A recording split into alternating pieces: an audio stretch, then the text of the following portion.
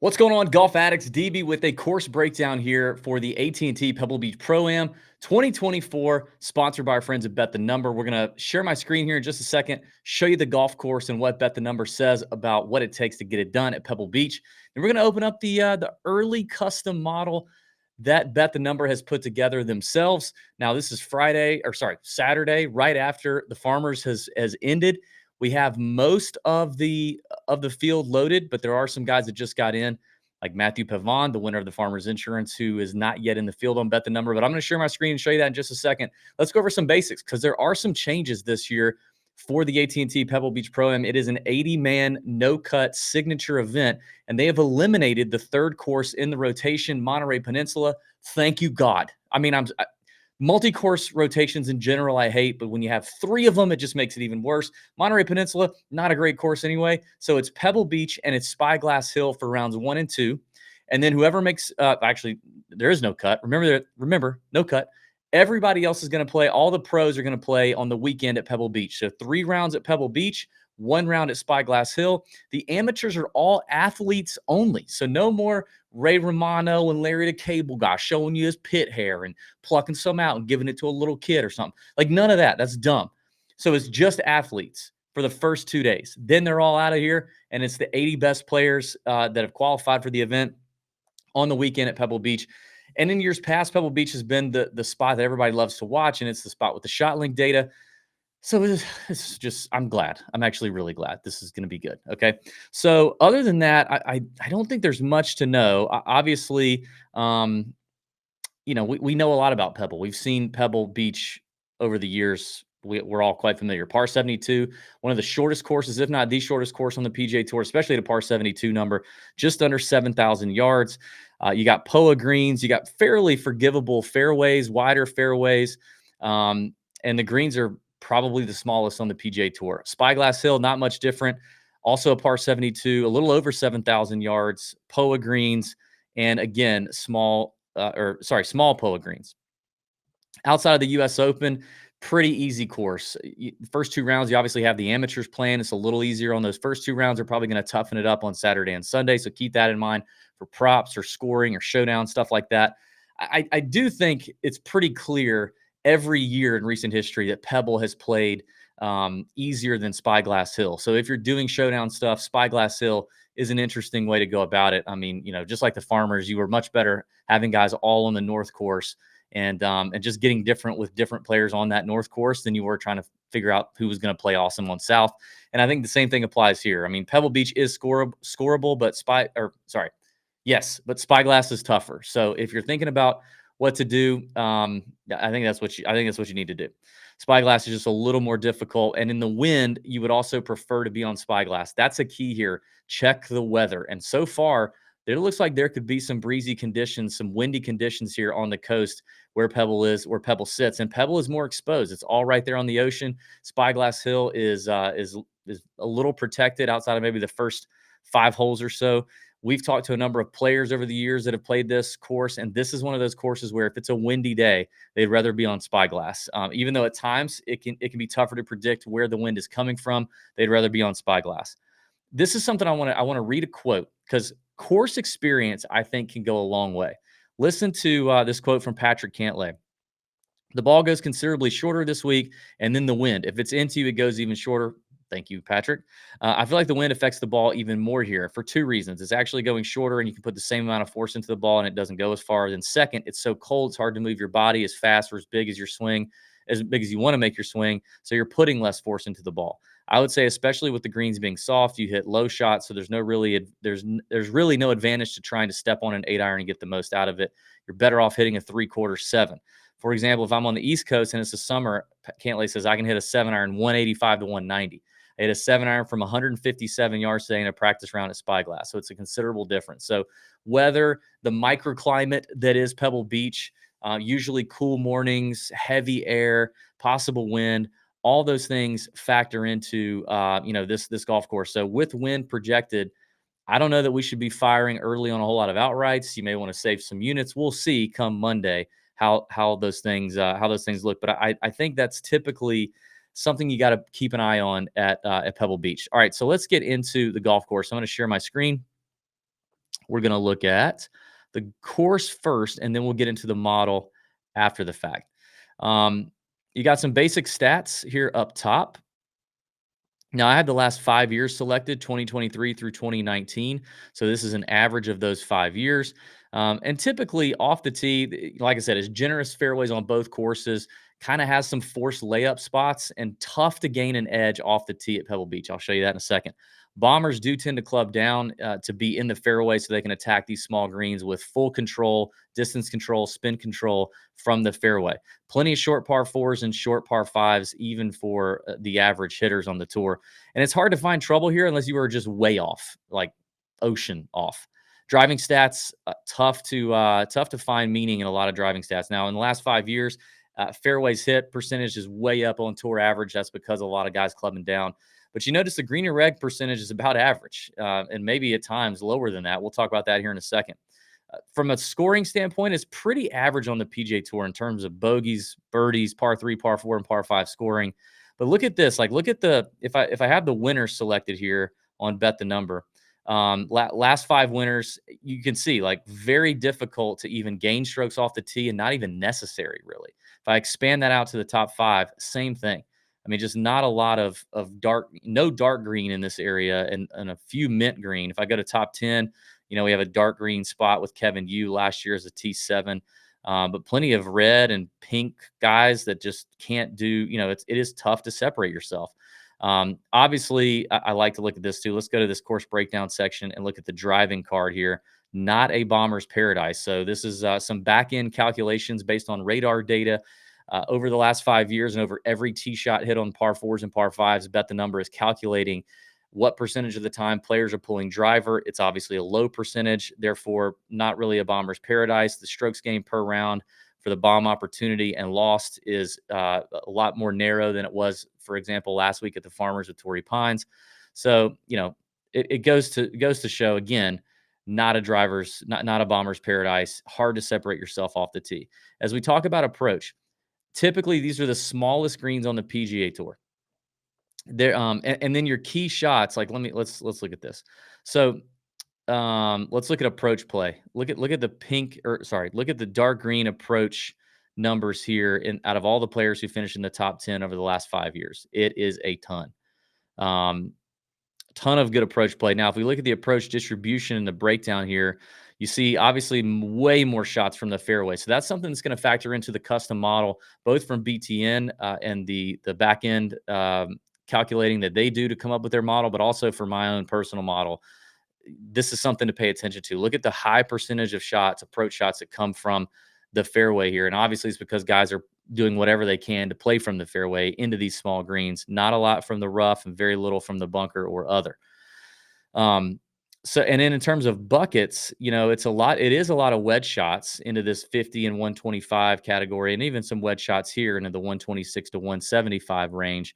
But you still have a fair amount of these longer buckets, and a lot of that's approach play on the par five. So you still have 4 par fives on each one of these golf courses. You're going to have plenty of par five opportunities. That is a way to separate yourself. In fact, shots on 5, 6, 8, 9, 12, and 17. Those are going to be approach shots where you're going to have 175, 180 to 225 or so. That is a way you can separate yourself. It's not just wedges. Don't let people tell you that it's just wedges. It is not just wedges. Around the green standpoint, it's a pretty easy course to chip on around the green if you're not in the bunker. If you're in the short grass or the rough, which there is also a lot more chipping from the rough, I'll show you that in a minute, then it's not super challenging. The bunkers can put players to the test. So again, let's go back over here to our top 10 players in the last 5 years and look at this stroke gain around the green category and just see, there's not as much green as there in approach and putting. There's plenty of red numbers, but more green than you would say off the tee. I mean, really, there's more mint green, more dark green in this around the green area than there is off the tee. Some of that is probably going to be weather dependent. If the weather is worse, this is going to be a bigger factor. So factor that into your models as we start to look at weather. But down here on the bottom left, look at the grass distribution here. So strokes from the fairway Not very many. Only about what's that? 1.6 strokes per round, shots per round from short grass, and in that around the green yardage bucket. From the rough, though, it's 2 point. That's 3.1, 3.6. So more than double the shots from the rough around the green. And then you've got even more so than the fairway, you've got these bunker shots right at probably 2.3 shots per round from the bunker. So something to pay attention to there. Again, weighting those kind of things in your model and on bet the number, you can specify chipping from which grass surface and grass type. You can do that on bet the number. I don't know many places you can't. In terms of difficulty, I will say as you start to look at these, the bunker play is a little more difficult than PGA Tour average, but not by much.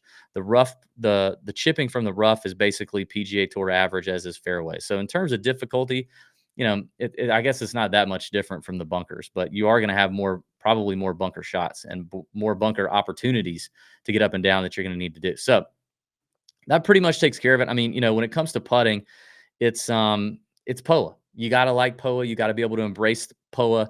You don't have a ton of lag putts because you have these smaller green surfaces. So if you're putting, you probably don't have a whole lot of lag. That's nice. And if the wind is down and the green irregulation percentage goes up, it can turn into a putting contest. It certainly can.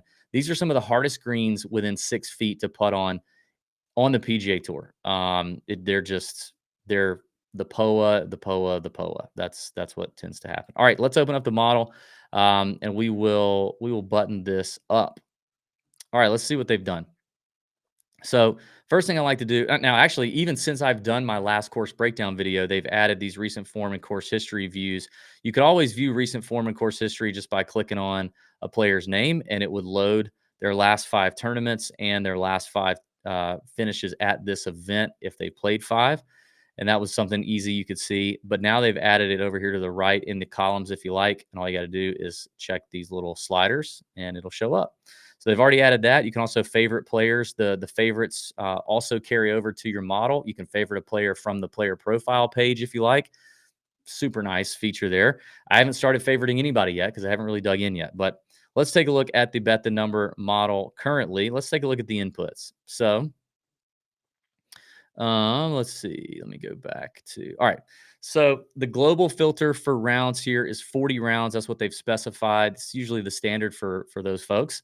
So 40 rounds in the background unless otherwise stated in the filter. So right off the bat, strokes gained off the tee per round versus the field 15%. I could see myself maybe lowering that a little bit just because, again, tough to distance yourself in this field being off the tee. You can't be terrible off the tee, but tough to do it. I might drop that a little bit. We'll see. Approach the green per round versus the field. This is just standard approach. No additional filtering applied. More approach stats coming here soon. That's 15%. Strokes gained around the green, 15% weight. This is recent and it's filtered. It looks like it's filtered to, let's see, how have they filtered this? Might be, no, not through that. Looks like it's specific courses. So Torrey Pines South, Silverado, another West Coast spot. Torrey Pines South is probably U.S. Open and then standard. TPC Deer Run, Twin Cities, River Highlands, Detroit Golf Club. Interesting. Hamilton Golf and Country Club. So Riviera, and then of course Pebble Beach, Le Golf National. That's interesting. So some interesting Glen Abbey, some interesting filters here. I'll have to find out from the folks why it is they did that, but that's interesting. Strokes gained putting per round, last 16 rounds filtered to POA, probably West Coast POA, or maybe a couple random courses thrown in there as well. And obviously they labeled that one putt POA. So we know that those are probably West Coast POA stuff. Another approach the green 15% here. Now this is between 90 and 130 yards. I love this. This is an ability that the custom model at Bet the Number has that I don't see many other, if any other websites have, where per shot versus the baseline approaching the green, you can get this specific and lie specific. So a minimum of 90 yards, maximum to 130 from the tee in the event it's a par 3 and from the fairway for approach. Love that feature. Here's more approach the green data, 15% weight. And this is that other bucket I was telling you about, 175 to 225. And again, that's off the tee and from the fairway. More putting stats per shot versus baseline. Now, this is This is between 5 feet and 15 feet, probably again, filter to some POA courses there. So specifically hitting that range. And then another approach the green stat into small greens filtered to 4 specific courses with a 5% weight. So that's the total weight. You can see if you add up all the approach stats, which is right here, you've got like strokes gain approach in general. You've got the approach between 90 and 130, 175 and 225, and then into small greens. You're pushing almost 50% of the weight in the model is going towards approach play, and also a fair amount going towards putting on POA and in those certain distances on those certain golf courses. So interesting stuff there from the folks behind the scenes at Bet the Number.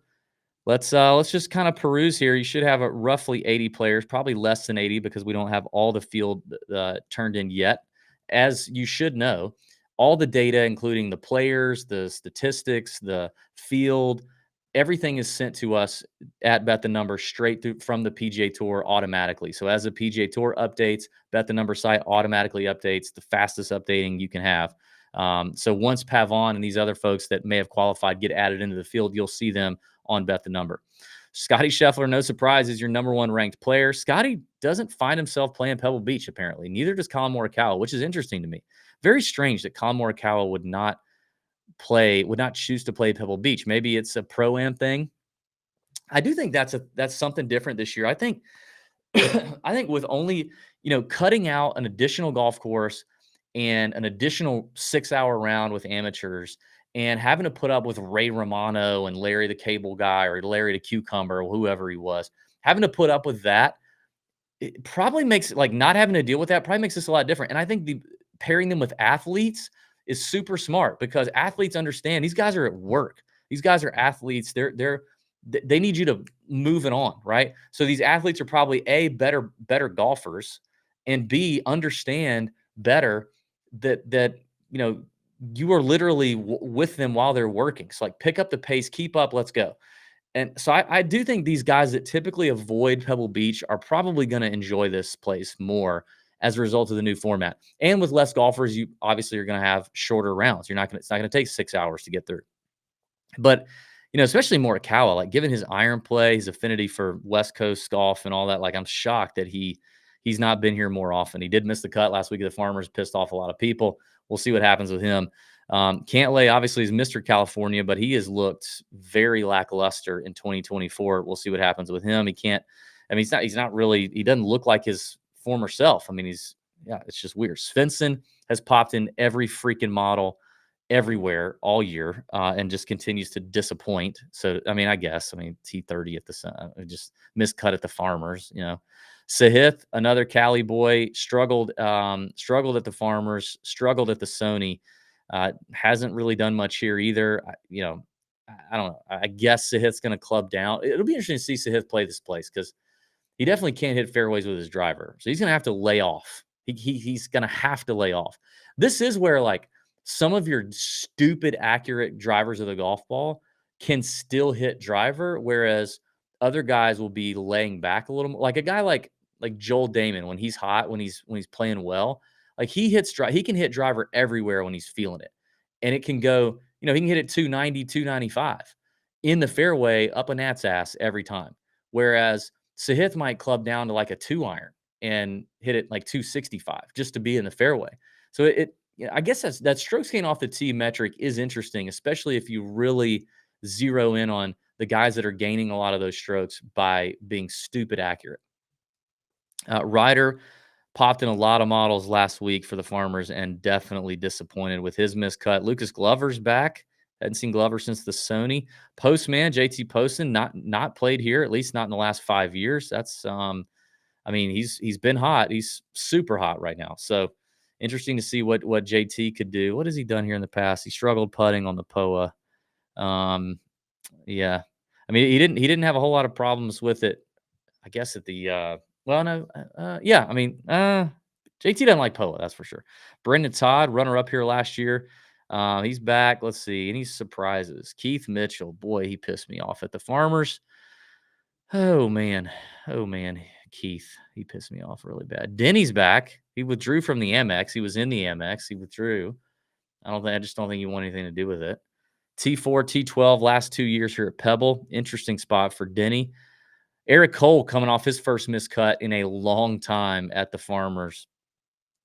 T15 here last year, right before he got to the Honda and almost won, almost took down Chris Kirk in the playoff. Cole struggles off the tee, right? He's going to have to, he can't hit driver in the fairway. He's going to have to lay back, and he's not one of the longest hitters in the world either. So I could see this place being tough for him off the tee. Kirk is interesting to me, as good as he's been hitting it. Connors, look at a lot of guys here that, we're going to see Rory this week, who just won in Dubai. Rory's made a point not to come here. Justin Thomas hasn't come here in a long time either. He had a great start to the year at the Amex. Harris English, let's see. Hoagie past champion here. Not off to the best start this year. I guess T17 at the Amex. Hideki looked good. Hideki's not been here in a long time. Kevin Yu's been hot, huh? T3 and T6 last 2 weeks. Now he's a bomber, absolute bomber, and he missed cut at the Sony. Not necessarily built for bombers there. Russell Henley's appealing. JJ Spawn, Jesus, JJ Spawn. Ben On's back. Who else? Ricky. I don't know. Ludwig, probably not the greatest spot for Ludwig. T9 at the Farmers this week, couldn't putt. Keegan disappointed. Not a lot of guys here that we don't see here all the time. Højgaard coming off the runner-up. This is probably not the greatest spot for him. Hatton with the live rumors circling. Cam Young lost to Rory in Dubai. Probably not a great spot for him. We're going to see Victor, T13 here last year for Vic. Tom Kim feels like a great Tom Kim course. The POA is the ultimate factor, though. Like, if these guys aren't comfortable putting on POA, you forget it. Let's look at the bottom of the model here. Mackenzie Hughes not rating out well at all, which when does he ever? Mav McNeely being at the bottom. Now, this probably has a lot to do with his, with the injury stuff, counting for a lot of these rounds. Not off to the hottest start this year. His best finish so far in 2024 through 3 events was the Farmers, finished T37. I think he had a rough round 4. He hit a bird with his driver off the tee. But Pebble is his favorite place in the world. I mean, he grew up Cypress Point kid.